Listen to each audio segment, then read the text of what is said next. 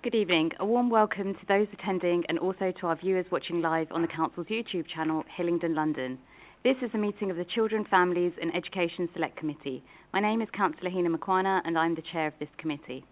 Details of the business to be considered today is shown on the agenda, copies of which are available in the room and also accessible on YouTube underneath the broadcast. We're not expecting a fire drill, so if the fire alarm goes off, please follow officers to the fire exit and out of the building to the designated meeting points. For those in the room, please switch any mobile devices to silent before the meeting starts, and when you are invited to speak, please ensure you turn your microphones on so that you can be heard in the recording. For those watching via YouTube, if you're so minded, you can complete one of our resident feedback forms. These can be found in the information section underneath the YouTube video. These forms are intended to help us improve the way that we run our meetings. Okay, so before we go through our agenda, I'd like to introduce colleagues around the room. So to my right, I have Councillors Chamdal, Batt and Smallwood. To my left, Anisha Teji from Democratic Services. Then Councillors Sweeting, Gill and Judge Dott. Our co-opted member, Mr Tony Little. Also have Julie Kelly, Alex Coman, Linda Paul, Vikram Hansrani and Gemma McNamara. So welcome to you all. Okay, agenda item 1, apologies for absence. Anisha. No apologies. Okay, item 2, declarations of interest in matters coming before this meeting. No declarations, thank you. Okay, item 3, minutes of the previous meeting. Any? Councillor Sweeting. Could I just clarify 2 issues? We haven't confirmed, have we not, the comments to be submitted to the Cabinet on the Council's strategy. This was mentioned in the minutes of the meeting. And secondly, we also have the proposed report on the Families Hub that was due to go to the 7th of July meeting of Cabinet, which we did ask for an update on that, and I don't see it on the Council agenda, the Cabinet agenda. Thank you, Councillor. There is no update on the report due to go to Cabinet at this time. The comments for Council on the comments for Cabinet on the Council strategy, yes, the committee still need to approve them. Through you, Chair, maybe we can, you did very kindly submit some comments, but that was before we had the meeting, and it was agreed that we would put our heads together with the comments after all of the comments came from the last meeting. So maybe we could do that now, yes, please. We will. Thank you, Councillor Sweeting, and thank you for your contribution there as well. So, okay, agenda item 4. Oh, sorry. I think I did submit my apologies for that previous meeting, but they're not recorded. Okay, all right, we'll add that on. Thank you, Mr Little. Okay, agenda item 4, to confirm that the items of business marked in part 1 will be considered in public and that the items marked as part 2 will be considered in private. There are no part 2 items. So we can move on to agenda item 5, which is the Hillingdon Safeguarding Partnership Annual Report. So over to you, Alex. Thank you. Thank you, Chair. Hello, everyone. I'm just going to briefly talk about the report in front of you, which is the annual report of the Hillingdon Safeguarding Partnership, and as in previous years, this report refers to both safeguarding children and safeguarding adults. For the purpose of this forum, I'm going to be talking about the safeguarding children agenda and priorities and progress this year, and obviously I'll take any questions from people around the room. So just to kind of start very briefly, the report has 4 main parts. The first part looks at the details of the safeguarding arrangements and in Hillingdon and the impact that this had in the last year, and that's page 13 to 16. This page 17 to 28 is details of the progress against the priorities for this year, and also includes details about the learning that we had over the year and the training provision and some of the training impact that we've seen during the year. And then a big part of the report, page 24 to page 51, includes agency updates from various agencies who are providing safeguarding services in Hillingdon. Some of those updates are for adults related, some of them are children related, some of them are both. And then the last part of the report, page 51, sets out the priorities for the next year, for the next financial year, and how some of those are going to be met, and also refers to some of the significant challenges to the sector that we're forecasting based on what we knew at the end of the last financial year. So just to kind of re-emphasize to everyone that the vision of the partnership remains that every child and young person in Hillingdon feel and are safe. They're enjoying a good physical, emotional and mental health, have pride in their unique identities, feel that they belong and they have an opportunity to thrive.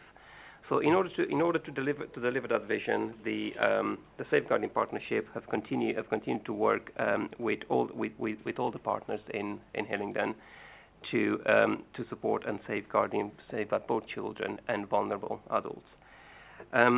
Just in terms of the governance, the two boards, the Children Safeguarding Board and the Adult Safeguarding Board, continue to be monitored, scrutinised, and to report into the Executive Leadership Group, which is chaired by the Borough Commander, and it's attended by the Local Authority Chief Exec, and it's also attended by the lead nurse for North West London CCG last year and ICP this year.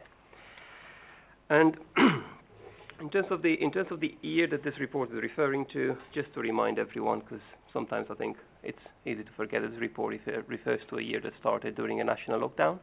So we were still just coming out of the last lockdown when this year started, and we've seen the early signs of recovery from COVID. Then we've seen a number of increased issues and needs and complexity that our children and families experienced. And after that, we've seen a significant increase of children and families who are seeking asylum, and obviously more recently we've seen significant numbers of families who are seeking refuge from the war in Ukraine. So this is some of the context in which this year has been delivered, and this is some of the context in which the partnership will continue to deliver the safeguarding activity. And this report seeks to reassure everyone that those activities have been delivered and our statutory duties have been fulfilled.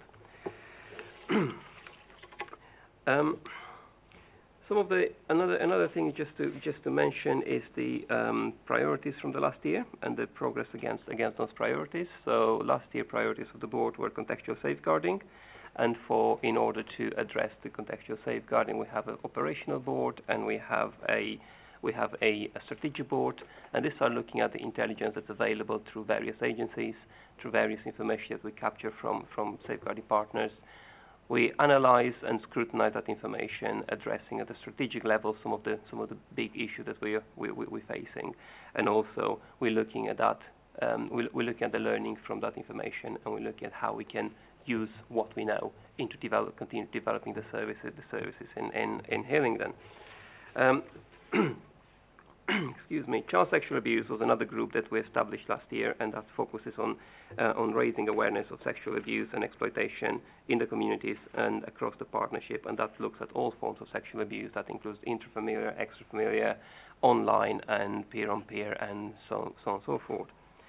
And then the other priority is on stronger families, and this is the priority that used to be called the early help, and now it's called stronger family. Stronger family being the way in which the safeguarding partnership in Hillingdon and the local authority deliver the early help agenda in terms of identification of needs early, working in partnership with families, with communities, to address the needs before they escalate to a statutory level. There are a number of priorities which are shared between children and adults, because they're referring to both children and vulnerable children and vulnerable adults, and these are domestic abuse, and it's the joint strategic safeguarding and trafficking, and that is a priority that it looks at the trafficking of young people and vulnerable adults through airport, looks at things like modern slavery, looks at sexual trafficking, and looks at FGM, female genital mutilation, and other issues that are related to trafficking. And also the other group that kind of straddle both safeguarding boards is the practice development group, and that is where all the learning happens. That is where we capture all the information from local, regional, national. We translate all of that into various practice guides, into various strategies, into various procedures and policies that are agreed across the board. And more details about all of these priorities can be found on page 18 of your pack. And And there are, during the last year, a couple of groups that we had and a couple of priorities that we had as priorities for the board have concluded. They delivered outcomes for which they were established. So we have two subgroups, one of them looking at safeguarding children with complex disabilities, and that group has concluded by doing a multi-agency audit of the practice of safeguarding children with complex disabilities, and then it produced a toolkit, a multi-agency toolkit for safeguarding children with complex disability, which is made available to all safeguarding partners, is published on our website, and is being distributed across the piece. The other group who completed their activity is the neglect subgroup. Neglect has been a priority of this board for a number of years, and then last year, after a multi-agency audit of the neglect practices, the group has developed the Hillingdon's neglect strategy for the next 3 years that has a focus on early signs of neglect and intervention. And then that group concluded with neglect strategy being approved by both boards and the executive leadership group. And then one of the last things to mention is the learning from practice, which is a group that kind of looks at which is a mechanism through which the safeguarding board is notifying national incidents of significant concerns in terms of safeguarding. Page 23 describes the process that we're using to do these notifications, and it is of note that in the last year we had 5 notifications to the National Child Safeguarding Practice Review Panel, kind of known as the national panel for the purpose of this paper. So to the 5 notifications, 2 of them were related to the serious youth violence. One was a non-recent physical abuse. One was in relation to harmful practices, and one was related to a concealed pregnancy. So out of those 5, 1 of them met the criteria for an independent children safeguarding practice review, and that review is being commissioned to an independent reviewer to complete a review to extract any learning from that.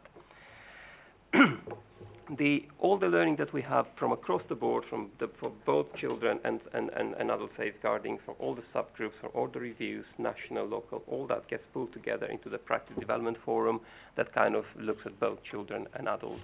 And it is of note some of the activity of this practice development forum this year. They've done a complete review of the channel panel from a safeguarding perspective to provide reassurance that the channel panel's workings are meeting the safeguarding criteria.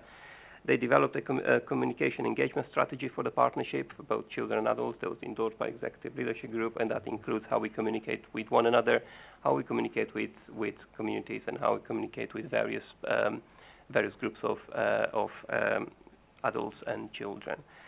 They also developed a safeguarding awareness calendar, which is what we're kind of using every year to raise awareness across the partnership and across the communities around various things, various events, like, for instance, Child Sexual Exploitation Day, which always happens in March, and other such things.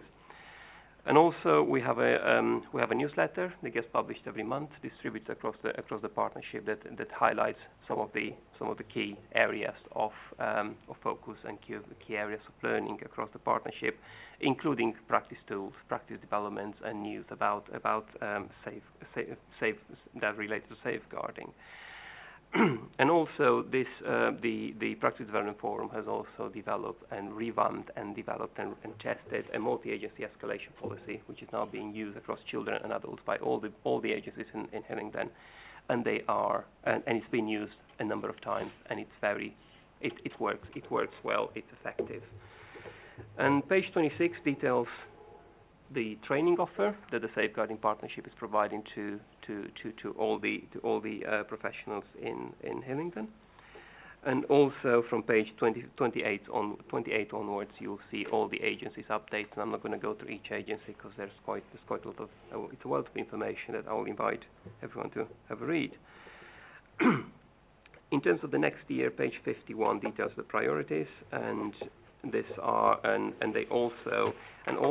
that section, that page 51 includes some of the system changes and challenges that are expected with the publication of some of the national reviews that we all probably by now heard of. And then in terms of the priorities, so for next year, the Children Board is going to be focusing, for this current year that we are now, the Children Partnership Board is focusing on stronger families, child sexual abuse, contextual safeguarding, and then we have four priorities which are shared between children and adults, and that's practice development again, the joint strategic safeguarding and trafficking, domestic abuse, self-neglect and capacity. And then obviously we have the adult board priorities in there as well. So that's a very, very quick run through, a very, very lengthy report and a very lengthy but quite successful year. So obviously I'll take any questions. Okay, thank you, Alex, for that presentation. I just wanted to also point out that I'm quite pleased to read about the Safeguarding Partnership Communication and Engagement Strategy, where the children and young people have been involved to rewrite the relevant sections on the website. So it's really good to see our young people get involved in any of any way of shaping the service or any kind of good practice. So really pleasing to see that. Peter, you indicated, yes. Thank you, Chair. Just a few points, if I may. Starting with, have we got any information on the way that children support children? So I'm thinking about with safeguarding. So I'm thinking about potentially children who may be caring for younger siblings, potentially young women who may have had babies under the age of 16, and just sort of the work that there's nothing real. I didn't really pick up in the report on that. The second point is around grooming gangs. And the work we're doing in the borough to tackle grooming gangs, and if there is any concerns or anything that's been brought up. And then finally, a lot of mention around Ofsted and the good work that we do supporting with Ofsted. Have we got any educational settings in the borough where safeguarding has been raised as a concern by Ofsted? And if so, what have we done to sort of work with those to tackle it? Thank you, Chair. Thank you very much. In terms of the young carers, I think I will describe it as young carers. As I said, we do have some children who are, some of them looking after siblings, or some of them are even looking after their parents sometimes, if they're unwell, and so on and so forth. And we do have various provisions for young carers, and there are services that are specifically designed for young carers, including support groups, including activities that will help and support. And obviously, from a safeguarding perspective, the local authority will always going to be looking to make sure that the children who are providing care, they do that in a safe way. To do that, then they're not themselves requiring care and requiring that more support. In terms of, you mentioned the children or young people who have children themselves, they are always being supported by in a proportionate way by the safeguarding partners, and depending on which level of that safeguarding concerns we're talking about, and if there is indeed a safeguarding concern, it's not always, but there is a clear mechanism in place for young parents or any parents to ask for support, and any ask for support gets screened through the Stronger Family Hub, where the appropriate support is being balanced, is being decided, and then the right assessments and provisions are put in place. And in your second question was about gangs and working with gangs and preventing contextual safeguarding. Basically, we're seeing the gangs and various other forms of criminal exploitation of children as being a safeguarding concern that's outside of the family. So it's not an intrafamilial safeguarding. It's the context in which the child lives. So in terms of contextual safeguarding, we do have a number. It's one of the priorities of the board. So that is clearly it's at the top of the agenda for all the safeguarding partners. We do have activities that are looking at prevention. We do have activities who are looking at early intervention of children who might be affected, groomed by gangs, or being kind of drawn into county lines or to other forms of criminal exploitation. And we do have for instance, it's mentioned in this report, the Access project that we're running that identifies early on from various pieces of intelligence which children might be at risk of grooming, and we have outreach teams and outreach services who are intervening early and working in partnership with the police, for instance, with the Youth Justice Service and other services to make sure that those services are provided early on and the need doesn't escalate. And it is mentioned somewhere within the report the significant decrease in the number of first-time entrants into the youth justice system in the last year, and I think from memory we didn't have any entrants in the last couple of quarters of the last financial year in the youth justice system, which is really positive because that shows that early intervention, early identification, and the diversion activities that they are in place. And then regarding education settings, Ofsted do contact us quite often about education settings. It happens, and it's not It's not a bad thing, because we want Ofsted to talk to us, we want to talk to them, and we want to work in partnership with them. And quite often, if there is someone making an allegation about a school, one of the first point of calls from Ofsted will be to the local authority to see if we have any concerns, if there's anything that we want to address, we want to share with them, or if it's anything that we've already looked into. So that's how we usually work with Ofsted. But we don't have at the moment any, as far as I'm aware, and Vikram here I'm sure will tell me if I'm wrong. We don't have any ongoing investigation kind of inadequate schools. Okay, thank you. Is it a question that you want to come back? Can I go around the room and come back to you, or is it follow up? Just follow up in relation to Okay, grooming gangs. Yeah. Just a quick one. Do we have a concern in Hillingdon about grooming gangs? We certainly know that in local authorities like Rotherham and others, this has caused all sorts of serious issues, right? This has brought local authorities and councils to their knees because they haven't dealt with it or kept on top of it seriously. Do we have any concerns about grooming gangs in Hillingdon?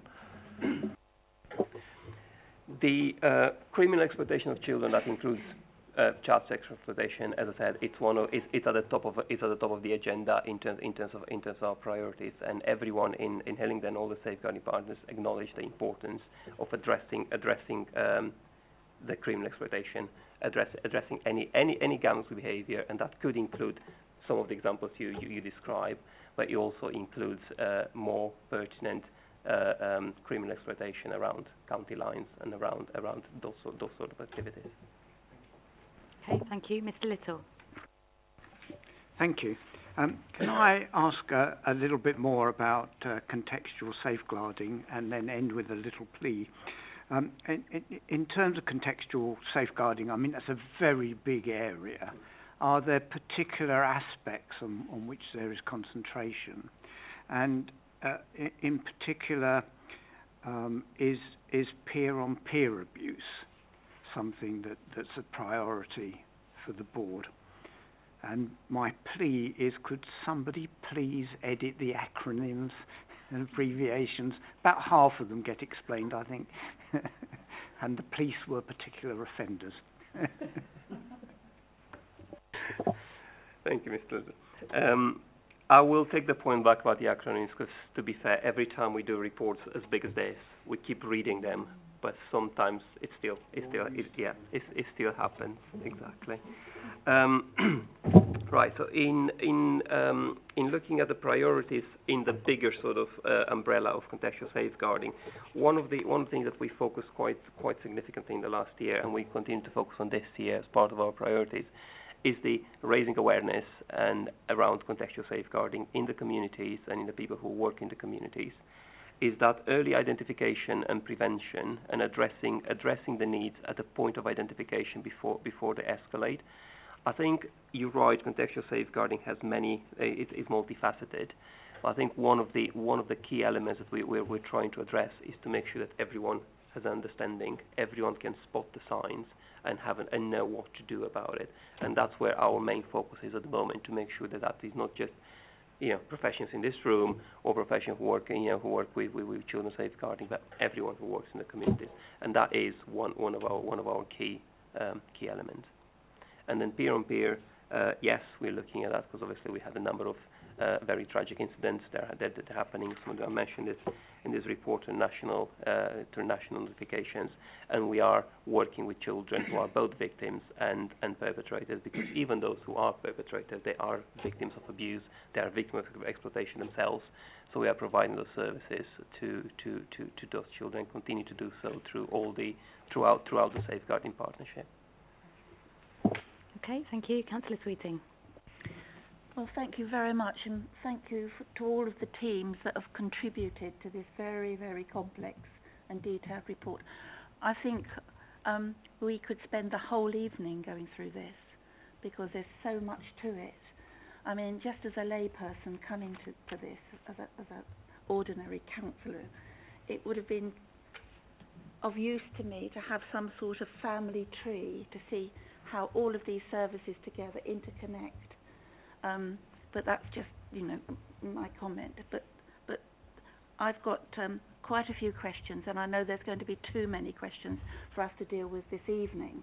So I was wondering through you, Chair, if I provided any questions that we would not have the time to put to the Chair, through you, if I can circulate them to the committee so that maybe we could have further information, because it is so complex and it's quite a difficult read as well, going through it and ensuring that we're comprehending the work that all of your teams are doing. But anyway, my questions after those comments are, the significant challenges of the pandemic have led to an increase in Hillingdon residents requiring support, obviously requiring support. How has this pressure for services been accommodated, especially when we're hearing of the availability of support staff being not there? The report mentions the difficulty in bringing the support staff in to be able to undertake all of the work. And my second question would be around the hidden harms that the report mentions, the increase in safeguarding activity on the hidden harms, resulting in an increase in demand on statutory safeguarding. How has this been accommodated, and is this continuing to increase? Thank you very much. Just to start with what you mentioned about how that family tree. Actually, as it happened, we do have that because we need to keep track of all the subgroups and other priorities, but what it isn't is not included in this annual report. It's available on our website, but I will make sure that I will send it to yourself to distribute to it with the minutes from this group.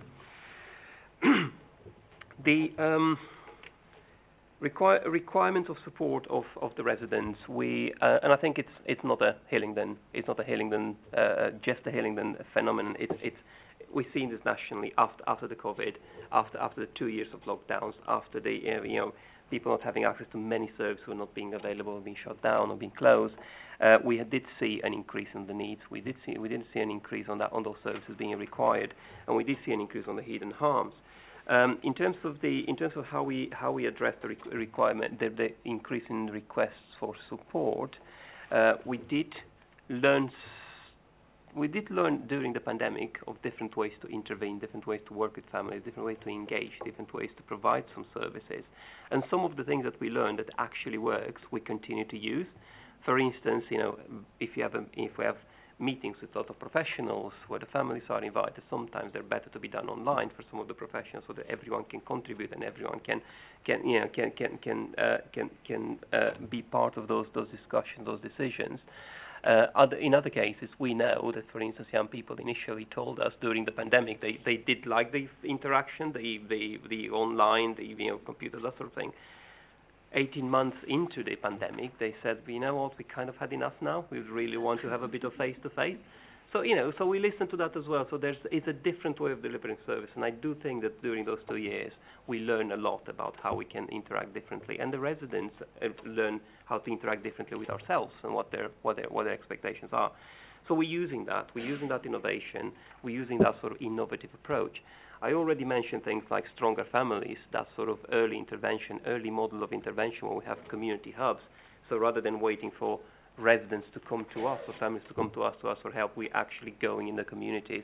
We're building these community hubs where people need them, where that need is. And it's a multi-agency again. It's not just a local authority or just the police or just health. Everyone together is part of these hubs. They are providing the right services to the right people at the right time in the communities where it's happening, and that helps. That helps because many a times to that early identification of needs, to that early early intervention and support, quite a few families and communities can help each other and can help one another, and we're promoting that. We want children to stay with the families. We want families to stay together. We want families to work with one another, and we want the communities to be stronger in doing so. And that's what we're promoting to stronger families. That's what we're promoting to locality hubs, and that addressed quite a lot of the early signs of hidden harm. But some of those hidden harms are called hidden harms for a reason, because it is harm, and we are talking about statutory intervention. We are talking about social care statutory intervention when we're talking about significant domestic abuse. And we have, it's here in the report about our response to domestic abuse and how we're looking at consolidating independent domestic violence advisors with outreach support into one team that's more flexible and it's more responsive. We are talking about neglect, and I already mentioned we now have a new strategy on neglect. There's a 3-year strategy that's been endorsed by all by both boards and the ELG. So some of the things that we've seen, we adapted the way in which we deliver the work. We adapted the way in which we respond to those needs, and these are just some of the examples. And indeed, you're absolutely right. Providing staff, retention, people to do the work. Sometimes it's hard, and I think local authority will be clear about some of the struggles in terms of recruitment, retention, and we're hearing that up and down the land in all the sectors. But I'm speaking for the local authority. I think that there is a pride about the way in which we recruit qualified, very experienced social workers, managers. How we retain them, and how do we provide an environment where people can practice and can be proud to be practitioners in Hillingdon. So some of that it's also on to us. How do we create the right environment for people to want to be here? And I think we all have a role to play in that, all across the partnership and across the council as well. Thank you, Alex. I do have a couple of questions myself. The one about stronger families, I think you've kind of covered it anyway, but I did have a second question. So in the report I read about the Stronger Families portal. Can you explain exactly what that is, please? Thank you. Yes, I can, because I really like it. Okay, so the idea of the portal is kind of linked to a certain extent with what we just discussed now about how do we interact with residents, how they interact with us, but also how we interact with other professionals. So the portal is looking at having a one front door, one gateway into children's services. So anyone who needs any support, who needs any advice sometimes, or just a signposting or just some information, they go to the same port. They go into the same place and they ask the same question, and all that gets into the Stronger Family Hub. Now, some families will ring us, and they will have to ring us, and we'll need to speak to someone, and that's absolutely fine. That's why we now have a 24/7 triage service that kind of works around the clock. Weekends, night, doesn't matter. There is always a person for people to speak to, so that's good. But in terms of the professionals, we wanted to make it easier for them to share with us the right information. We want to make it clear and make it easier to make sure that they have the right consent from the parents to share information with us. And they're giving us the right, and when I say us, I'm talking about the local authority and the partnership. They're giving us the right information to inform our decisions, to inform our way of working. So the way in which the portal works, if you're a professional and you want to raise a concern with the local authority, or you want to ask support on behalf of a family, or to ask for some information, you actually go onto the local authority's website, you log in, and then you type all your information onto an e-form, and as soon as you click submit, that e-form uploads straight into the into Children's Services electronic record, and that triggers notification to triage people who pick it up, assess the information, and make a decision about the next steps. So it's an interactive tool. I think it's a front-facing tool between the local authority and the other professionals, making sure that information is not lost. Information is processed instantly, and it goes to the right person at the right time. Okay, thank you very much. Kishan, you've got a question? Yeah. Thank you, Chair. Thank you for, of course, a very comprehensive report, and I agree that we could be here for ages asking questions, but I'm going to confine myself to three, if I may. So paragraph 1 of the impact statement, you talk about coordinating approaches. Often residents will visit their GPs to speak in confidence about very difficult issues, some to the Citizens Advice Bureau or other voluntary sectors. How are these organisations, including the NHS, currently coordinating approaches and interventions, the passing of information effectively, to ensure that residents' vulnerable needs are best met? And how would that work practically in the community hub and the portal that you refer about? That's the first question. The second one is page 13. You talk about the quality of care. That seems to have been challenging post-pandemic. To what extent is the private and voluntary sectors playing a role in managing or assisting with service levels, and what approaches have we taken to mitigate these challenges to the relevant service levels? And then lastly, we all know that there's been an increase in domestic violence during the pandemic, and even post-pandemic. Some further statistics to report on serious incidents would be quite useful, and to kind of assess the impact, if any, that Stronger Families has had on serious incidents.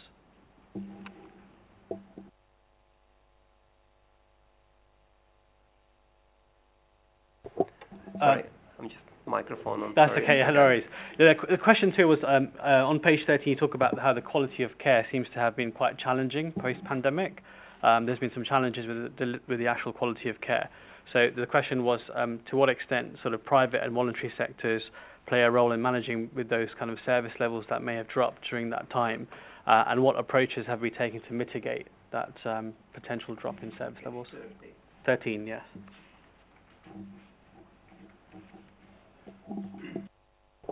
Okay, I'll leave question 2 to the end, just kind of, just to make sure that I'm responding to the right question.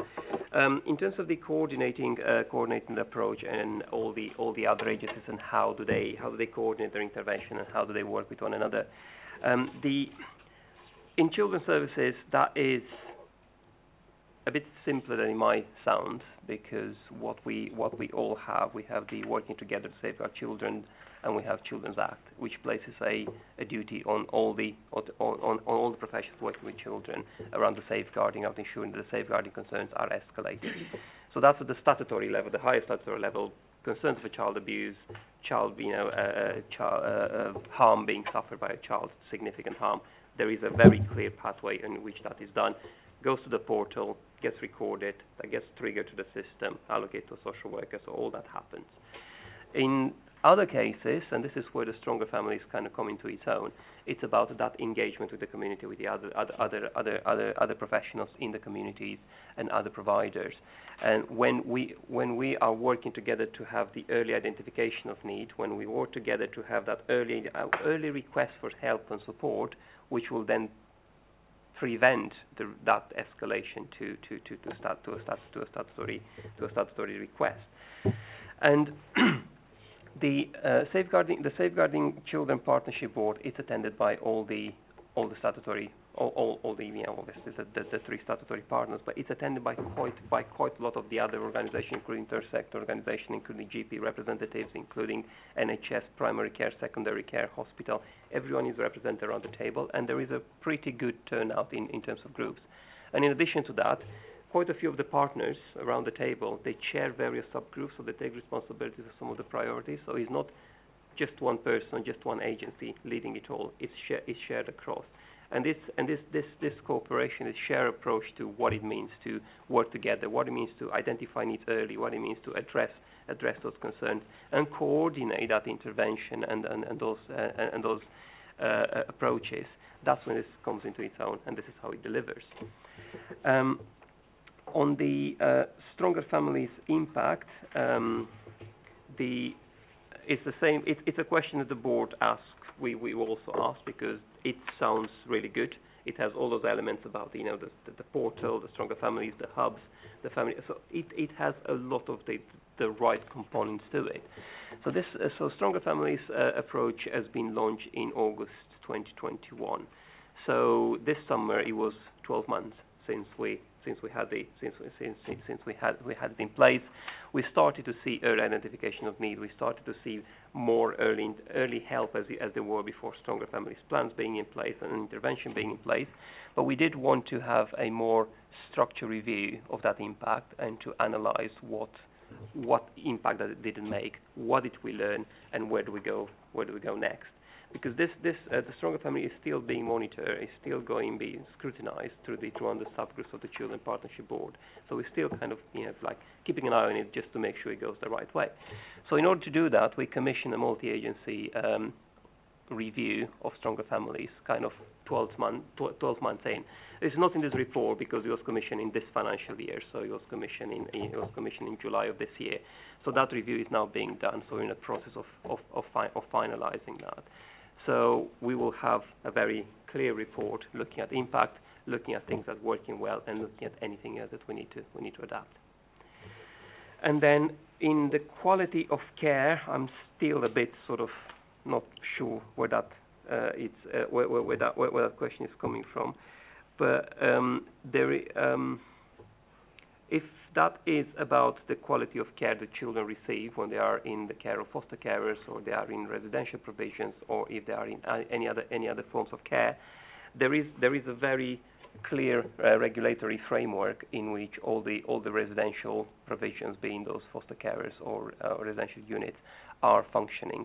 All of those provisions are inspected by independent regulator, by Ofsted, and all of those are reviewed by independent person independent person who's doing the Regulation 44 visit every single month, when they look at all the safeguarding procedures being in place, all the health and safety checks being in place, speak to children, speak to people who are working in this unit, and they make recommendations, and then all those recommendations on every month they get shared with Ofsted, and then they get tracked back and they get monitored in terms of delivery.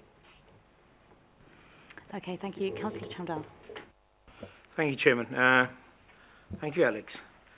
I just want to say well done, first of all, if you go on page 33 about our joint strategic safeguarding and trafficking, how we managed to be at the forefront of ensuring kids in the pandemic are not put alone in hotels, which seems quite a basic need, but I would think it would go over the top of many officials to consider that. So well done for that, and well done for Operation Warm Welcome, where we, according to a report, we led. So, but my question is quite simple. You've got percentages put in your report. I'm very much for numbers, especially between comparisons. So I think it adds a bit more meat to the bone. Percentages don't really mean much to me. So if we could in the future have numbers, that'd be great. And the other point I was just thought about was actually saying what Councillor Sweeting said. If we do have many questions, I would suggest, with the Chairman's permission, that if you do have many questions, put them to the Chairman in advance, and we can pass them to the officers, and we can have a report presented to us a day before. I think that will just flow the meeting a lot more. Because as you said, it was hell of a lot to go through. And I'm sure a lot of my colleagues are picking up a lot of the points that I have. But I do like the good news stories as well, because I think it's good to put forward these kind of things, because it is a extremely complex what we're going through. And quite rightly, as Councillor Sweeting said, I've mentioned it twice now, I think it'd be good to have some sort of lineage of responsibility, so we can sort of see how it dovetails into many, many aspects of one area into another area, and into other committees, which makes it even harder for us simple councillors to understand sometimes. While we sit there reading these reports for hours on end, and then actually saying, wow, well done, and these are the points of concern. Thank you, Chairman. Thank you, Councillor Chandal. Some many valid points made there. Yes, Alex. If I may just to respond to a couple of points very quickly. In terms of the numbers and percentages, it's always a kind of that sort of decision in which one is more relevant. I think in terms of comparators, statistical neighbours, percentage is probably better, because if I say that we have 20 children here and someone else has 30, it might not be like a big difference between percentage, might be. So, but easy to provide numbers as well. I suppose the thing. Sorry, I disagree with that. So okay. Sorry about that, Chairman. Numbers. I think we're probably going to do both, so that we have both numbers and percentages. But I think that the number to focus on here is that we had 33% of our LAC population at one point were children who were seeking asylum, where the national average is 6%. That is a staggering difference. And our colleagues in finance can speak to the impact that had in terms of the work that we've done. The other thing about the tree, and as I said, I will provide that. And then the other point that I wanted to make, that quite a few of the members of the Children Safeguarding Partnership Board are members of the other committees, and that's how we try to coordinate across committees. So we have people who are attending Domestic Abuse Steering Executive, Health and Wellbeing Board, Youth Justice Partnership Board, Safer Hillingdon Board. So there's a lot of boards that are represented within here. So we're trying to map all those priorities across the piece. Okay, all right. Thank you very much, Alex. Councillor Judge, come on. Thank you, Chair. Right, the report mentions a rise in reporting safeguarding incidents, and I would like to know that, is there a chance that we could get, again, this is like going into data, can we get data on the number of cases that were reported for child protection and safeguarding pre-pandemic to date? Yes. I can answer. I think probably for this report, not, because that's a safeguarding partnership report, but if that's something that this board would be interested in having, then we have that. We have it monthly available, and we have the comparative. But overall, we've seen a 30% increase in demand for children's social care at the front door, and that's been consistent now for around 6 months, and that's probably now our benchmark. That's probably now our normal. But yeah, we can provide that, but probably not through this, because that's very much a local authority data set rather than a partnership, if that makes sense. Sure. Yeah. I mean, it just would be, I think it would be interesting to know, pre-pandemic. I mean, you're saying that, it's set at 30%, but it would be useful to know what it was like pre-pandemic and what it is now, so that we can see clearly, where, there's been a rise, and also maybe, include, some of the, common, reportings as well, that you've had, during the pandemic. Yeah, we have that data, and we provide the performance monitoring board and various other places of this. If the chair feels that that's something that this board would like to have at specific times, we can do that. Yeah, thank you. Just a bit of reassurance that in all the numbers and all the kind of performance reporting that the board is looking at as well, I think you're absolutely right. We're trying to look at what happened before the pandemic. Then we have the 2 years in between where a lot of stuff happened. And now we try to measure ourselves both in what happened then and what happened before. So that is that longitudinal analysis is something we're always trying to do and incorporate into the prediction that we're making. Okay, the last comment or question from Councillor Gill, and then we're going to wrap this item up, please. Thank you. Thank you, Chair. Thank you, Alex, for such a comprehensive report. Just a quick one. Page 8 reiterates the need to listen to the voice of the child. It might have been useful to kind of have evidence of this, if possible, through anonymous means or some sort of comment from the children themselves. And just a second one, sorry. As there is already a stronger family subgroup, how would the suggested councillor major review of the subject fit in?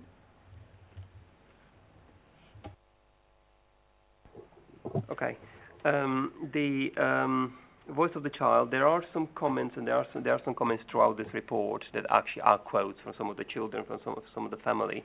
There is a yearly representation at the Safeguarding Partnership Board. They are coming from the Children and Care Council, and that is represented by one of the managers in the local authority who is coordinating the Children and Care Council groups, who's attending the corporate parenting panel. And that presentation of child's voice that is trying to tell the Safeguarding Partnership what it means to be a child in Hillingdon. What are the priorities? What are the things that are working well, are not working? And we are looking at revamping that now that the pandemic is out of the way, so we're kind of getting together and all that. So we do have an item that is it's listed for the Safeguarding Partnership Board in December of this year, where we're going to have a full feedback from the children about the whole year, if you like, and what they want us to do, and what they want us to look at. Then, in terms of this board review of this committee's review of the stronger families, I think what you're going to be looking at, the accountability. You're going to be looking at how that delivers against the priorities that were set up.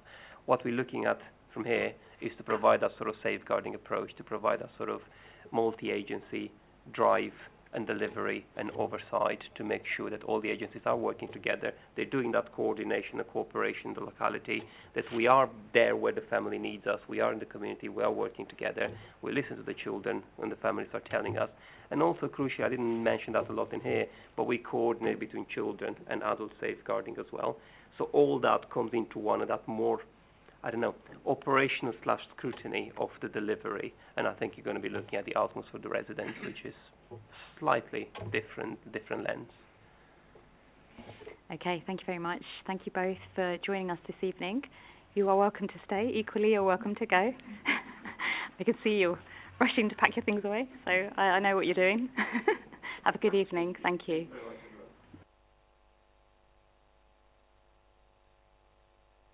Okay, so we need to provide comments to go to Cabinet on this report. So we will, I think if myself, Anisha and yourself, Councillor Sweeting, if we take this offline and we can put some words together, that would be great. Thank you.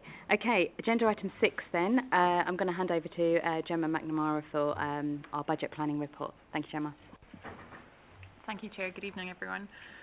This is the first of 2 opportunities for the Select Committee to review the strategic context of the budget planning work that we do for the year ahead, which we're already thinking of 23-24 in that context, with the second opportunity when we come back in January to run through the detailed proposals that are affecting the remit within this committee. As you can see from the report, there are some key themes that are coming out of it in terms of the pressures that are being faced not only by the Council but by the nation as a whole, really, particularly with regard to the COVID impact that we've seen and increasing inflation costs that are coming through. With regard to this particular committee, the increase in demand, as Alex and Julie have just mentioned, that we've seen across children's services in particular, has had an impact on the budget position for this year. As detailed in the report, the COVID pressures that we're still experiencing in the current year are around 14.5 million, and that's shown in the service operating budgets for this year. And with the cost of living increases that are expected that are being experienced across the country, we're working specifically with suppliers to make sure that we're ensuring that they are being provided with market rates, while we also ensure value for money for the contracts that we have. And also we've had the impact of the pay award is actually looking to be higher than was anticipated as part of the budget setting. As you can see from the report, we've shown how the budget is actually constructed. So when we were in February and setting the budget, it detailed £35 million savings requirement, and it shows how that's been taken into account of in terms of changes in government funding, the inflation requirements that we were presented with at that time. The key issues in relation to this committee that we've experienced, particularly with that increase in demand, during 21-22 we'd experienced a 14% increase in the number of children that were looked after. Usually we run it between 3 and 4% in a year, so we had this compounded impact that we've had to build into the budget for the current year, and we're still monitoring that really closely in terms of what the kind of ongoing legacy impact of COVID has been within this particular area. As also mentioned by Alex, we've had the impact of asylum and the number of UASC kids that we had coming into the borough, particularly those that were age disputed. So although we receive funding for unaccompanied asylum-seeking children, the funding is not quite sufficient to deal with any of those fluctuations of, particularly in that case, dealing with the national shortage of age assessors and the length of the time the children were waiting to be assessed. Obviously, it doesn't take me to notify that a lot has changed since February when we set the budget, and at the moment it feels like things are changing on a fairly regular basis at the moment, daily for the finance team, I think, and there's a huge amount of work underway to try and assess the impact of the changes that are happening. We are looking at assessing the inflation impact on social care placements, also send transport. These are areas that are being particularly impacted by obviously the energy increases and fuel increases that we're experiencing, and therefore further savings are likely to be required as we start to build what the budget needs to look like for next year. As I've mentioned, we'll continue to monitor demand-led growth closely, so any of the children's budgets or within send transport, and also actually within education healthcare plans, as we're seeing those coming through and monitoring that demand really closely to see what the impact is looking like for next year. This will then all come together as part of a revised budget assessment with detailed proposals, which, as I've mentioned, we'll bring back to yourselves in January for review. There are a number of large-scale reviews that are already underway as we look at the scale of the challenge that we have with the national situation that we're experiencing, and there's a huge amount of transformation activity that's being undertaken to help deliver a balanced budget for next year. It's really important that we do so. Obviously, we're required to set a balanced budget, but with our general balances are currently forecast to be 26.7 million by the end of this year. Our minimum requirement is to have the balances at 20 million, so that's why we have to expedite any of the work that we're undertaking to try and improve the in-year position. Just to note, as mentioned in the report as well, we've now entered into a DSG safety valve agreement with the Department for Education, and work is well underway to be delivering the savings against that agreed programme of work, which is challenging but is well underway. I'll defer to my colleagues later on in the meeting for that one. So that was all I was going to mention about the report, but I'd be more than happy to take any questions.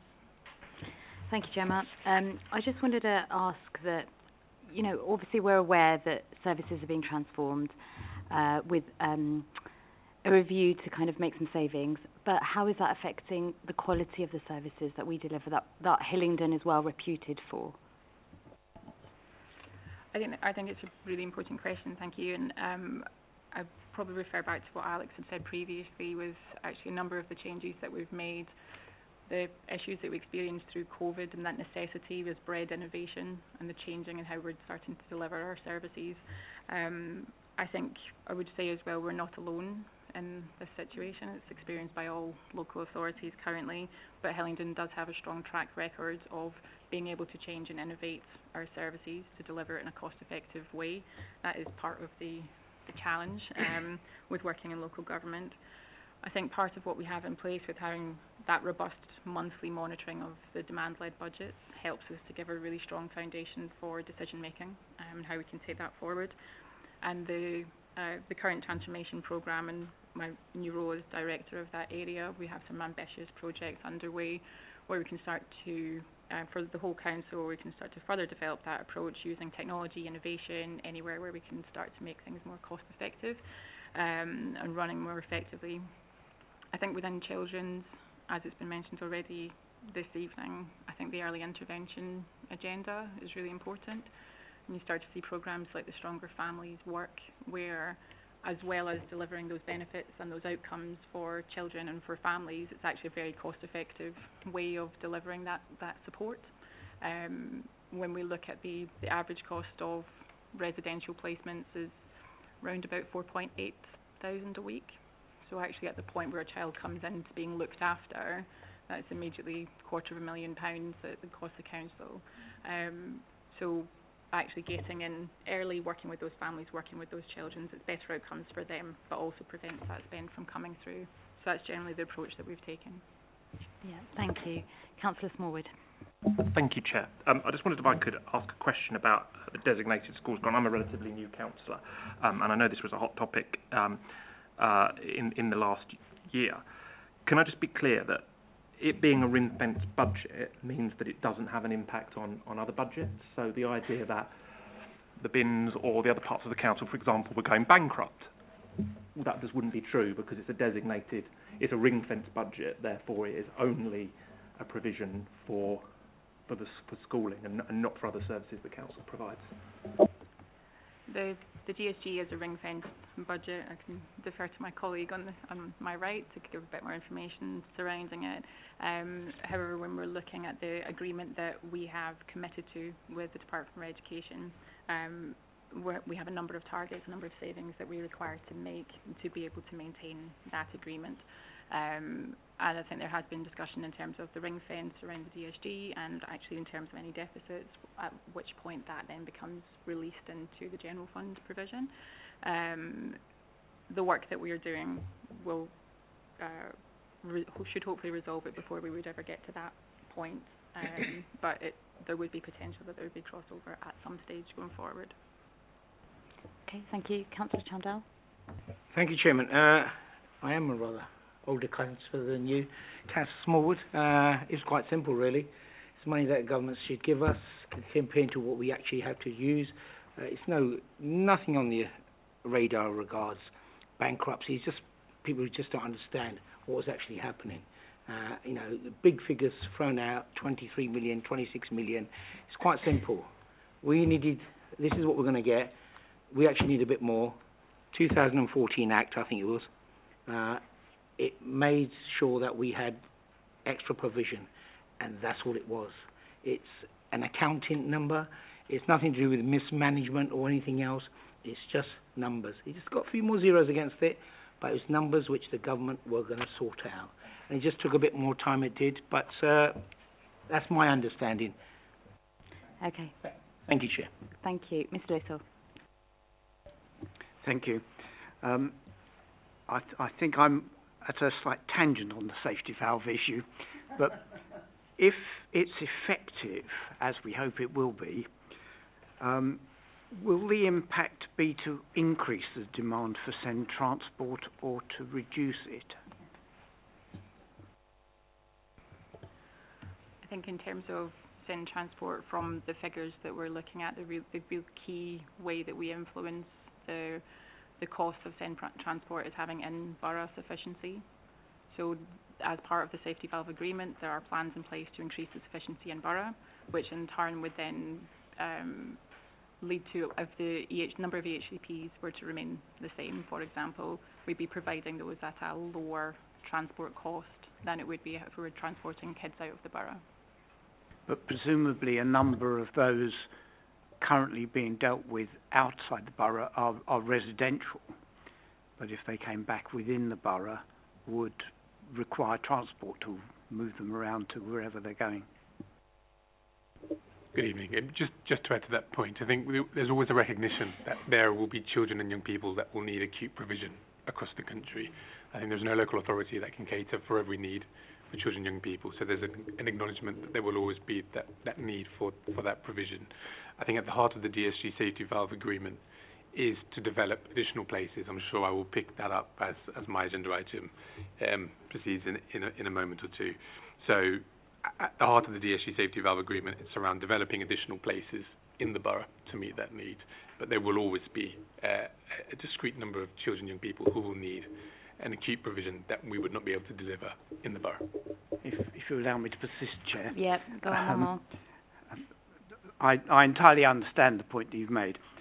My question related just to the transport consequences of those who do come back within the borough, including those who might currently be residential outside the borough. So if you bring somebody back from a long way away where they've been living and they're now going to a school in the borough and staying at home, but they will still need transport to get to that school. Therefore, the implication could be, if you're really successful in getting a lot of the children back and provided for within the borough, that the transport needs would increase rather than there be a saving in that area. Again, I hear that point. One of the key principles around the work of SEND is around improving outcomes for our children and young people. So whilst we have a strong offer around SEND transport, we are actively promoting independent transport as well and supporting those children and young people. So we will do everything we can to facilitate and support our school settings to ensure that our children and young people have all of the necessary means that they have to improve their independence into accessing whatever that provision looks like. So that is kind of running in parallel to the work that we're doing with the safety valve. It's one of the same thing. Okay, thank you. Councillor Sweeting. Well, once again, I'd like to thank officers for putting this together. I mean, I've been a councillor for a number of years now, and I don't remember ever there being issues such as COVID, inflation, and other pressures that the budget is now having to be dealt with on those pressures. I've got a general question and then a specific one, if I may. Is the council pressing central government for any further funding on the COVID pressure? Because part of the pressures that we've got is the ongoing costs of COVID. And if not, do we have any indication of what our financial settlement is going to be like in the autumn? I mean, I know the government has got many other pressures on the funding, but have councils generally been given any sort of steer on that? And my second question is specific about the safety valve agreement. I mean, a couple of councillors have mentioned it, so here goes. Am I not right in saying not every council has had to sign up for a safety valve agreement? And with the pressures that we have listed here, is it likely that there's going to be any problem with the safety valve? Because it is an agreement signed up that we've got to adhere to over a number of years, which includes a fund source over a number of years, a capital funding source. So the general question is, are we likely to get more funding from central government on the financial settlement at the end of the year? And secondly, would these pressures that we have in Hillingdon affect in any way our safety valve agreement? Thank you.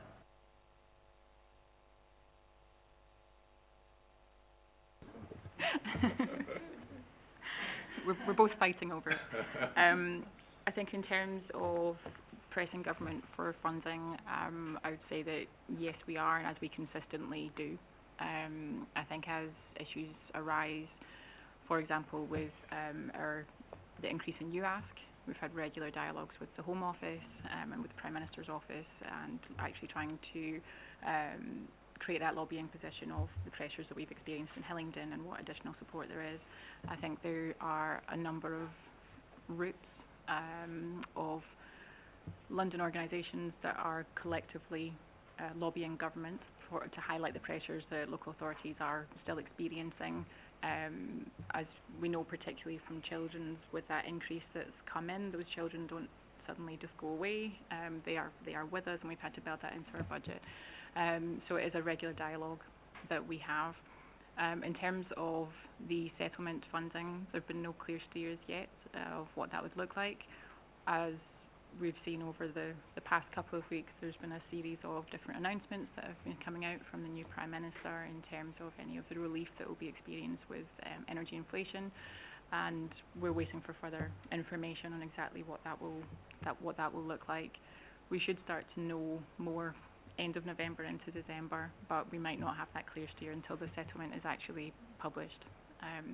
What we do in the meantime is really focus on that transformation and how we deliver the savings so that we can have that robust budget and make some assumptions on what we think will come in. As we're accountants, we tend to be fairly prudent in terms of the assumptions of the money that we're likely to get in, which I think is why we have to overachieve, so that we've got that bit of a buffer within that.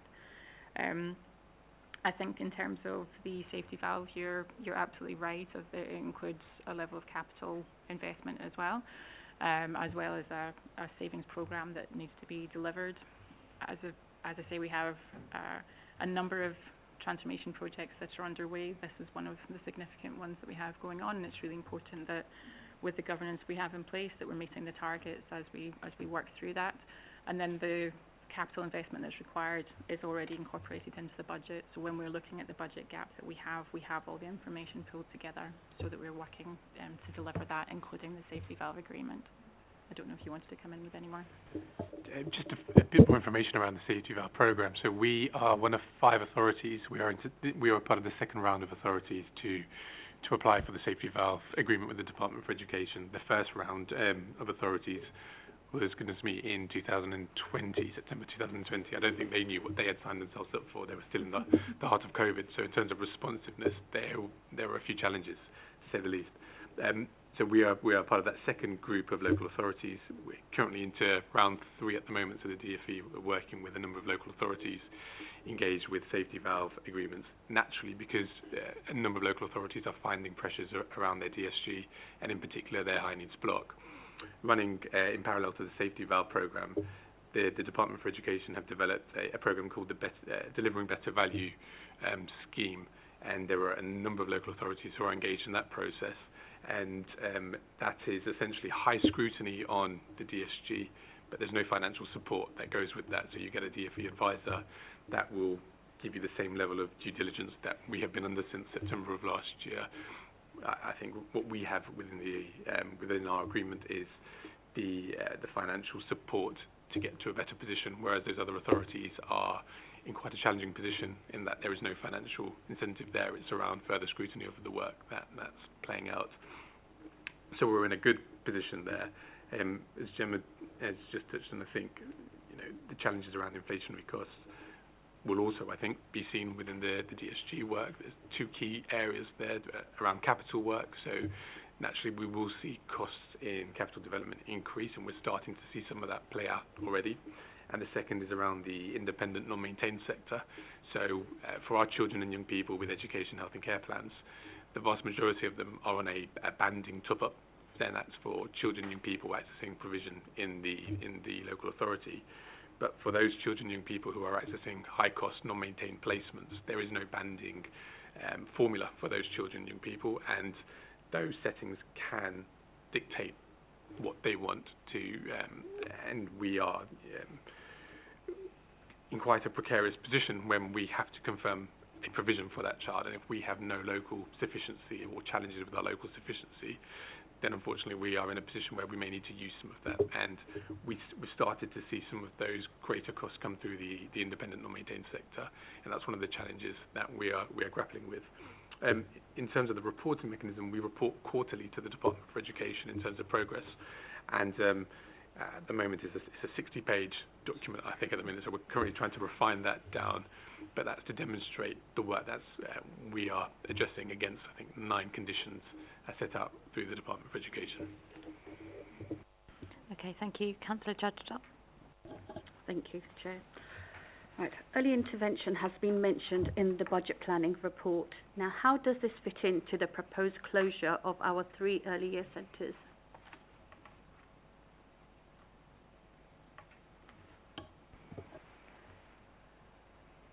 I think in terms of the finance support on this, when we look at the statutory services and the statutory provision that we have, the stronger families is what I would look at as that example of early intervention, which helps then to mitigate children ending up being looked after within our care. I think in terms of the early years centres, purely from a statutory perspective, it's not a statutory service that the council are obliged to run. Yeah, sorry, Gemma, can I just come in there as well? I mean, that question, we are going to have full council tomorrow. You're aware that there are motions put forward. There's questions that the public have put forward as well. The Cabinet member who's responsible will answer those questions. So if it's specifically to do with finance, then that's appreciated and welcome. But anything we'll get the answers tomorrow, basically. Okay? All right, thank you. Anyone else who's got any other questions? Oh, Councillor Sweeting, yep. It is a general comment rather than it's not in our area. It's concerning the review on fees and charges. And I know that's not under our but all I would say is that I would ask the council to look very, very carefully at any revisions. I can understand why they're doing it, but we've already had some of our residents not happy with that. Yeah, so again, just be a comment. Yeah, thank you, Councillor Sweeting. So again, that's tomorrow.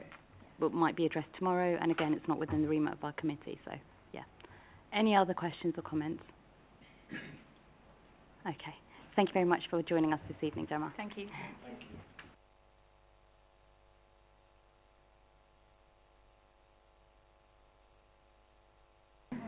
Okay, thank you. So, moving on to agenda item 7, School Places Planning Report. So, Linda and Vikram? Yep, I will start and I'll hand over to Linda shortly. Good evening all. So My name is Vikram Henswani. I'm the recently appointed Executive Director of Education and SEND. I state that because this is actually a brand new directorate within the Council. And for those that know, and I'm looking directly at Councillor Sweeting, we've had education are set in various places across the Council, and one of the really exciting opportunities we have now is developing a consolidated offer to ensure that we have a one Council approach to education. And so I'm incredibly proud to be leading this new directorate. This is my first select committee in terms of a school place planning report. Now, I believe this was a biannual report that members, that officers would provide to members at various select committees. The paper provides an update on school place planning for Hillingdon. It's broken down through both phases of education, both primary and secondary, and also touches on some of the work that's happening in regard to special educational needs and disabilities across the borough. And there's also reference to some of the challenges that we're seeing with construction that I've just touched on very briefly in Gemma's item. Hopefully you've had a moment to read through the document. I am going to, at this point, probably hand over to Linda just to go through some of the key updates. What I would say is, as well as I'm new, Linda is even newer to post. So Linda is the interim head of school place planning and school improvement. So if there are any questions that we're unable to answer this evening, we will certainly take that back to colleagues and make sure that those questions are addressed. So, Linda. Lovely, thanks, Vikram. Good evening, everybody.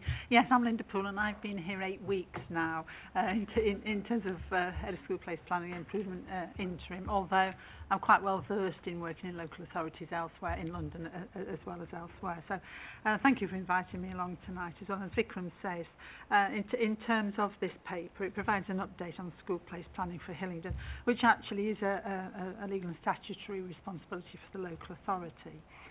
There's always fluctuations within school place planning and school numbers, as I know very well myself as a former head teacher. You can't always predict this at all, but you try your best to do your forecast, and that's what we're doing in Hillingdon with an excellent team of people who are working hard to make sure we get this right. So in terms of the primary numbers, we have a surplus in places which is approximately 16%. Now, you may think, wow, that's really high. Well, I can assure you it's not. In some of the inner London authorities, you're talking about 25% plus, and some of the inner London authorities are having to look at surplus classes of 30, 40, and also closing some of their schools. We are not in that position at all. So, you know, those numbers do fluctuate quite a bit, but some of the reasons for that are due to mobility, the in and out factors as well. So I'm sure there'll be some questions on that later.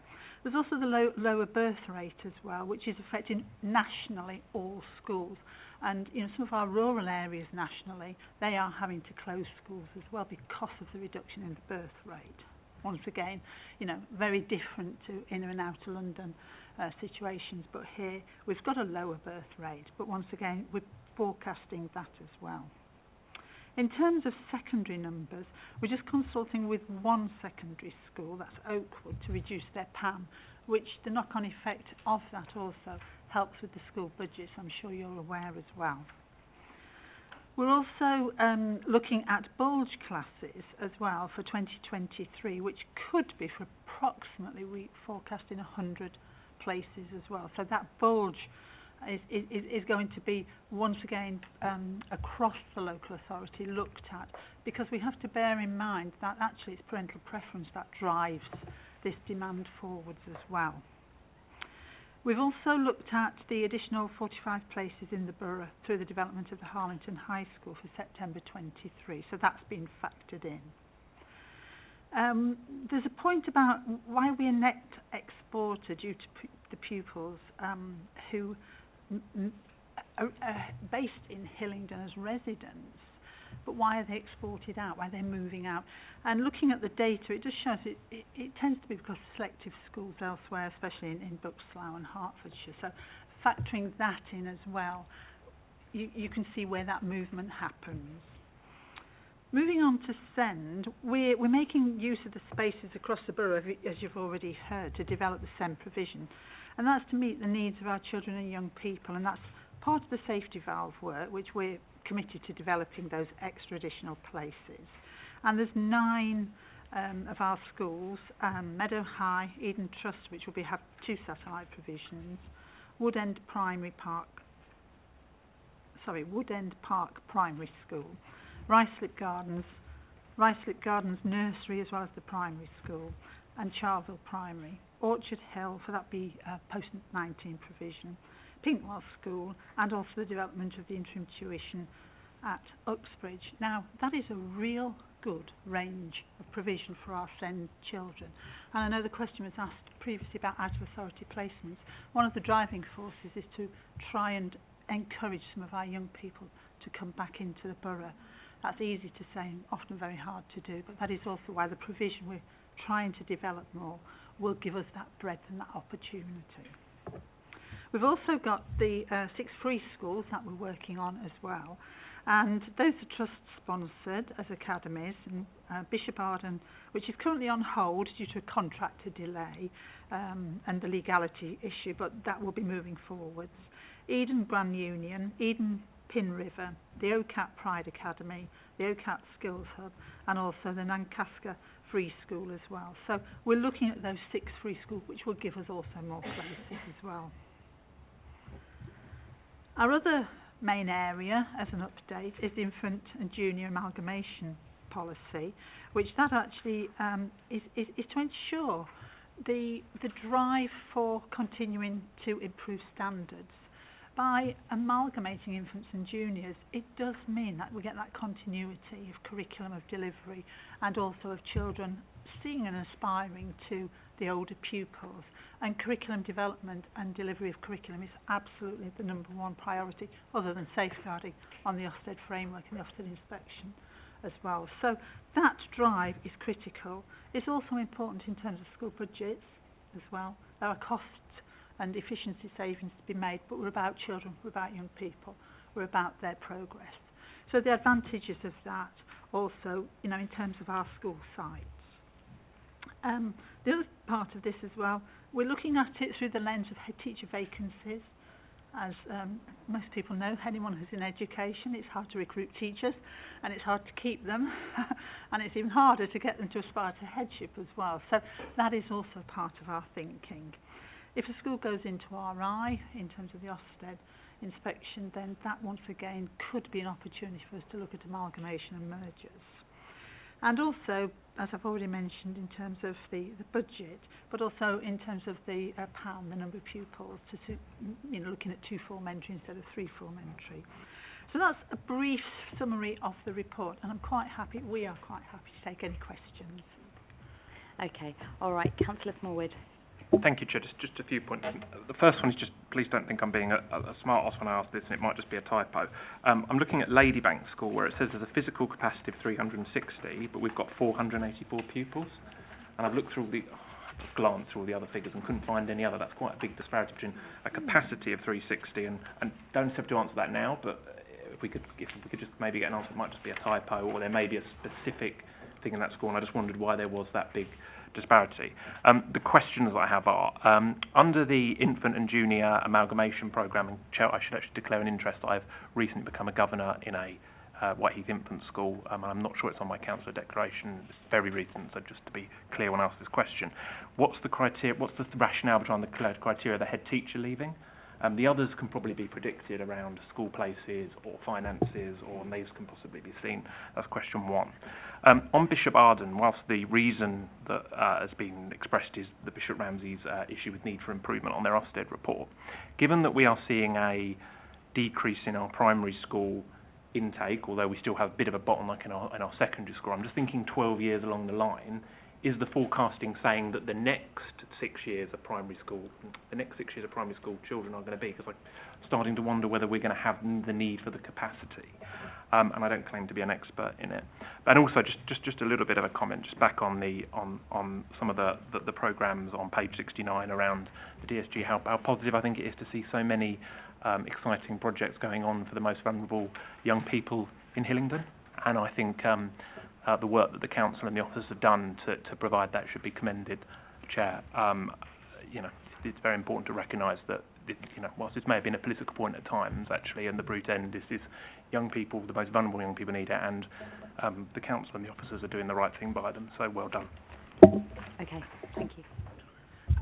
Thank you for that, and I must say, arriving new here, it has struck me about the number of programmes that are taking place of school buildings and expansions, and it is a lot.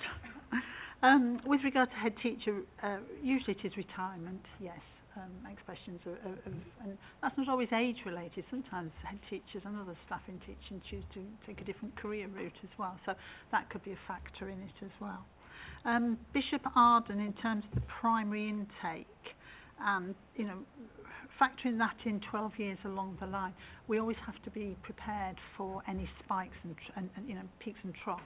So, UASCs have been mentioned today, and, Syrian, Afghan, Ukrainian refugees. So we're always ready in case there is a bulge that comes along. And it's our statutory duty that we have to find school places for them as well. So, and from my experience, head teachers and governors are more than welcoming these new arrivals into the borough, which is also admirable. One thing we have to bear in mind in terms of some of the teacher unions, maximum class sizes, which once again have not met that yet anywhere in terms of it being a barrier in terms of school places either. So, that hopefully will mean even in 12 years' time, we're either looking at bulges or not. We are prepared for it, as well as some of those unusual factors that could come along. The DSG and the building programmes, yep, a lot of money, a lot of capital, but a lot of development, and also that will impact on progress for our young people. Just one further comment I had just in regards to Bishop Arden, and yes, so Bishop Arden is a free school development that's currently on pause. It's linked to the Veritas Trust, which is the Bishop Ramsey School. And clearly, the outcome from the Bishop Ramsey School has resulted in the Department for Education pausing that, so not cancelling that project, but pausing and just taking a review on how we proceed. So they're asking for further clarification from us as an authority in terms of whether or not we would still support the need for additional secondary school. I think our view at the moment is yes, we would still be in support of that. There are a number of factors that can take us to that decision. One being the current challenges around bulge classes, as we've touched on previously, and we will still see that play out. At the heart of the safety valve work, whilst we want to build more local specialist places, we know that is absolutely intrinsic to improve our offer within the mainstream cohort. And the challenge we have with bulge classes is the ability to be as flexible and to differentiate to what one would hope to is challenged by the fact that you have so many children in classes. So to support our schools, we feel that it's absolutely valid to have additional provision within the secondary sector. It's also compounded by some of the nuances in the secondary sector. So some of our secondary schools that are far north of the borough aren't attracting the same sort of numbers that we would anticipate. So if you look at the numbers, just purely on the numbers, it looks like we've got appropriate and adequate provision, but actually the devil is in the detail. When you look at where those bulges are, there are significant challenges with some of our schools, and less so in terms of demand for some of our others that are dotted around in quite challenging places to reach. However, saying that, I think I've just put on record that all of our schools are doing a really good job in improving their offer, and even those schools where we've had challenges with pupils' admissions actually through recent Ofsted inspections and getting to good, those are the sorts of things that will, I think and hope, will improve parental confidence around school provision, and we should start to see an uptake in general admissions over the coming years. Councillor Smallwood, Thank you, quickly, Chair. Just please. a very quick one. It's just on the infant-junior amalgamation. I just wanted to understand why the change of head teacher was one of the triggers for the conversation around the amalgamation. The others I can think perfectly sensible, and I'm not necessarily against it being one of the triggers, but what's the thinking behind that being a trigger? Basically, because you're going down from 2 to 1, and so consequently the person who remains as the head from either the infants or the juniors may express an interest of being the head teacher over both of those schools. That person sometimes says no, and you end up having to advertise the post as well. So there's a lot of discussion and agreement about the position, but that's the reasoning behind it and the rationale. Councillor Sweeting. Thank you very much for the report. It's very interesting, and again, I've got so many questions that are not going to be able to be answered tonight, so maybe through you, Chair, I can pass the questions on. I'd like to be concentrating on the secondary school issue. The Department for Education puts out a recommendation that councils hold at least 5% of unfilled places. I call it wriggle room. Hillingdon has been working to between 2.3% and this year 3.4% of unfilled places at Year 7, well below what the Department for Education recognises as being reasonable. We've now got the situation that we're using bulge classes to enable us to fulfil our statutory duty, and that's been going on for a number of years. And we've now got the issue of the new secondary school on hold for whatever reason. So my issue is, how can we still continue to give choice to certain parts of the borough if we are not providing at least the minimum of wriggle room? Because what's been happening is that we have had 7 forms of entry going out borough, particularly in the south of the borough, 7 forms of entry going north of the A40, and so the choice for parents, particularly in some parts of the borough, is very limited. If you look at the number of schools that have got unfilled places, the majority of them are actually in the north of the borough, in 2 schools in the north of the borough, not in the south of the borough. So my question is, are we certain that what we're doing in placing a possible new school in the north of the borough is actually going to solve the problem for parents who are having difficulty in getting a school of good quality in their area? I mean, we've got parents in my ward that are being offered places in Harefield. This is from West Drayton, and it's because we've not got the wriggle room. So I would like sort of answers on why we are thinking that 3.4% is reasonable wriggle room when the Department for Education is saying 5% minimum is the way that local authorities should be progressing. I think one of the reasons why that wriggle room is 3.4% is probably because schools want more children in their schools, if that makes sense. So the 3.4%, because that does affect your school budget as well, and it's not actually in terms of parental preference. Some of the choice is you know yourself in terms of the list that parents have to then put a number of schools down for their parental preference, and so it's the system of the filling up then, isn't it, and the preference and the choice and how it sorts itself out as well. And in terms of the north and south of the borough, that's based on the demography, I understand. I stand corrected if I'm wrong on that, but also the demographics in terms of south of the borough. One of the reasons that we are looking at the site of the secondary school is because of the factors you've just mentioned, some of those as well. Well, if I can come back, for clarity, the 3.4% I'm talking about is the total number of unfilled places in Year 7. So, I mean, that has nothing to do with budgets at all. It's all to do with the fact that to actually have a reasonable amount of choice, you need to have at least 5% of unfilled places. You know, the Ukrainian children coming in, a lot of them, it was really difficult to find them a secondary place because of that. And when it comes to this demographic issue, when there was the school organisation plan in the early 2000s, the authority was divided into 3 areas for secondary: north, south, and this middle, very complicated middle area. We've never used that for the last few years, and that will give us a much better understanding of where the pressure actually is. So I come back to the fact of that we should not, the Department for Education says 5% wriggle room for a reason.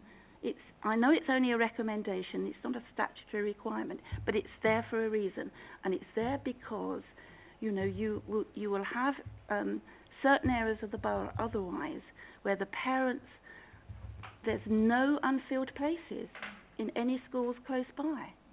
And it's very different in the north. If you look at the scatter of where the parents are getting places in the north, there's a school, and very much around that school, parents are able to provide, have places in that school. In the south, it's as if they're scattered.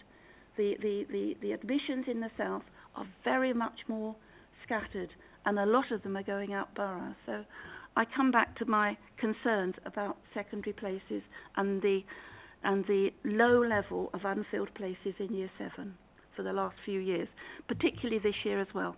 3.4% is not a good look. Thank you. Point noted, and we will go back to offices. I think one of the key points also to raise is the development of the Hillingdon School will improve the offer, I think, south of the borough at the moment, so I think that work is taking place as we speak. I touched on the Bishop Arden work because that's a free school project that we're not leading as an authority. That's led through the Veritas Trust. We can provide further updates, Councillor Sweeting. It's a really challenging question to answer because there isn't a short-term solution to that. I think any development of additional provision takes time, and I think that the Hillingdon School is case in point. That there will be additional provision in places that will be delivered in those areas that you've referenced in your question. Okay, thank you, Mr. Little. Thank you. I'd like to welcome the officers and those of us who are veterans. I think I'm the veteran on this committee. Remember when we previously had an education directorate. And since we're being open about governorships and things, I am a governor of Hillingdon. And the project has taken, I think, the best part of a decade to get to where it is at the moment. And as outlined by Councillor Chamdal earlier, this is a report with a lot of numbers, and therefore it tempts detailed questions and nitpicking. So I'm going to do a little bit of both, and say that on page 80, the first line, Oak Farm, I suspect there's a typo as to the physical capacity of the school. But my questions are in relation to the DSG project at Pinkwell. It doesn't tell us how many places, and it says to be confirmed. I realise that, but what sort of scale are we talking here for that one? And my other question relates to the UTC Studio Colleges sector, which is not something I think the committee has spoken about in any great depth at any time in my time here. But it looks like this is a sector which has got a lot of physical capacity but not a lot of demand. Is there a reason for that? I'll pick up the latter and then the former. I think in regards to UTC, I think there's further work that needs to be done, and I think at the subsequent committee we're happy to provide a bit more of an update around the UTC. I wouldn't have the information to hand. It's little. In terms of the Pinkwell, the reason why there is no numbers attributed to the Pinkwell site at the moment is because we're currently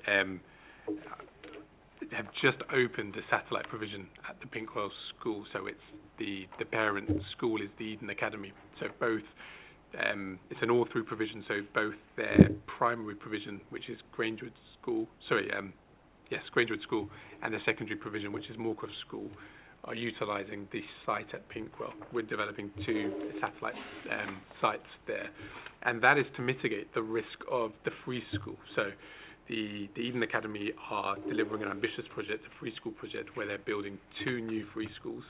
Now, they have run into delays, and so as part of the contingency plan, we have developed satellite provision on the Pinkwell site to mitigate that risk. The reason there are no numbers attributed to the Pinkwell site moving forward is because it will provide us an opportunity yet, but that will be scoped once those pupils decant the Pinkwell site. and move into those respective free schools that Eden will be leading on in the subsequent years. So we're saying we've invested in space and development and equipment at the Pinkwell site, but that is to be scoped over the short to medium term once pupils decant from the Pinkwell site. So at the moment it's replacement capacity for projects that are in the course of development and elsewhere in that table, but when it is freed up, I mean, are we talking big numbers or small numbers? I think I'd be satisfied with just some general guidance on the scale. I'll need to go back to the figures in hand, but I think we're talking approximately, 40 to 60 places as it currently stands. But that's not to say that will generate the same sort of numbers post-decant, because it will be dependent on the needs for those children and those young people. Okay, thank you. No other questions. Okay, thank you very much for joining us this evening. If you can just pass on any information through to Anisha, as members have requested. But it was lovely to meet you, Linda, and well done, and thank you for joining us this evening. Right, agenda item 8. It is the corporate parenting panel minutes. I wasn't there for the full meeting because on that evening we had this committee meeting, but I was there at the start, and I really love this panel because it's really good fun. It's good to meet the young people and hear their views. They started off with a quiz which was really interactive and it was good fun. It's just really nice to always be around the young people and hear their feedback on the service. So just need to approve the minutes of that meeting. Oh, Councillor Chandal. Just for information on point 58, page 85, KIC awards have been, unfortunately, to death of Her Majesty. That's now, I believe, on the 8th of October at Stockley Park Marquee. So it's just for information. Yeah. Thank you. Thank you, Councillor Smallwood. Chair, I've been incredibly encouraged this evening about the amount of input young people have had at various levels of our things. Maybe something to consider. I don't necessarily have a specific agenda item, but it maybe we could have young people appear, if appropriate, and the timing's appropriate, and their age is appropriate, to appear at this select committee at some point to tell us about what is it, or is that a possibility? Yeah, I believe we have talked about having them come and observe. These are members of our youth council, but I would need to take that offline and check. But yeah, it is a good suggestion and it is a nice way to keep them involved. Moving on to agenda item 9, which is our work programme. So a couple of things from me here. The service update on early years and children's centres will be reported in February, as the officers will then be in a better position to provide a more accurate position on the whole situation. The SEND strategy is also due to come to committee in November, and we have the Youth Council meeting on Monday the 26th of September, so I believe Councillor Smallwood, Batt and Gill will be, and Sweeting, will be attending that meeting. So Anisha will be in touch just to kind of confirm some of the details around that. And the last thing just to say is also that we'll get an update on the Pride Academy. That's going to be a Part 2 item in our November meeting too. Any other questions or comments about our work programme? Yes, Mr. Little. I notice we've got a one-off information item on an Ofsted report as a Part 2 item. Which particular service will it relate to? So that's just the Pride Academy that I just said. Sorry. Yeah, thank you. Councillor Sweeting. Looking at our work programme, the SEND strategy is coming to us after it will have been approved by Cabinet in October. Is there no way that we could have had our 4 penneth before it goes to Cabinet? Yeah, please? so a good observation, and it is a question I raised with Anisha, and I believe that it's going to come to us first before it goes to Cabinet, so that's fine. Yeah. Okay. Any other questions or comments? No? Okay, great. Thank you all. We move on to the Cabinet Forward Plan. Anisha, did you want to say anything on this? No. Yeah, okay. All right, great. Okay, are there any questions or comments on the Forward Plan? No. Okay. Right, so we can bring this meeting to a close. Thank you all very much for joining us this evening and for your questions and participation. Just wait for the recording to finish, please.